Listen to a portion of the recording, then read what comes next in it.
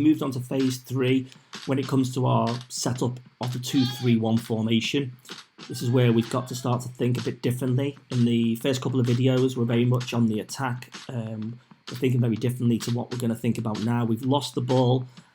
Ideally, we're going to win the ball high up the pitch. If we do that, they're not going to be in a favourable position, the opposition. We'll win the ball closer to the goal. We've got less distance to travel to get to goal, so we're more likely to score, which is fantastic. So the more players we can use to close down in this situation, the better. But it does mean you're leaving a lot of space in behind. So this is a scenario now where our mindset has changed. It's called transition. We've gone from attack to defence, so we need to start thinking a little bit more differently.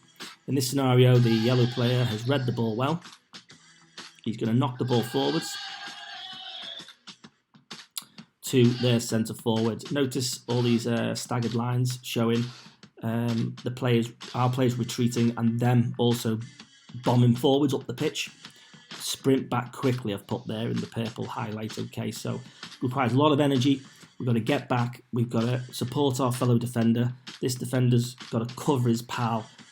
Help him out because he's in a dangerous 1v1 situation. We now want to be able to outnumber the opposition, so he does need to get back, okay? In this scenario, he's going to play it forwards, and their yellow is going to look to hold the ball up and wait for support. All right, but the rest of us, we all need to be getting back as much as we can.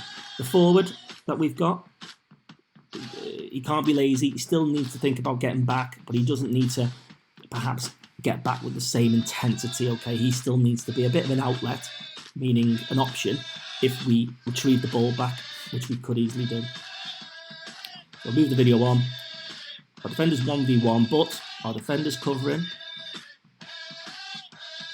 Our right winger doing a great job staying goal side meaning closest to our goal than the opposition. This player's a problem. He's gone beyond our left winger, so he's got to really get back and work hard if he can. And their yellow has played it back to their centre midfielder now. We're doing a great job. We've got back. If you look at what I've written up here, get compact. We've talked about this. If you're losing the ball, we need to get compact. If we have the ball, we spread out, yeah? And look, 2, 3, 1. Just like that, we are in our formation, okay? And we're nice and tight and nice and narrow.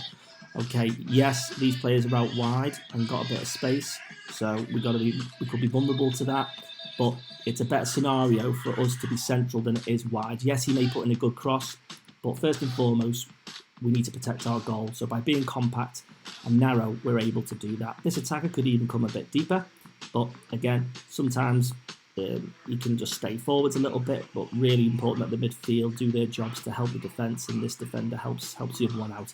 A lot harder, therefore, for them to be able to dribble through us, pass through us, and more likely mean we're going to win the ball back in a good position.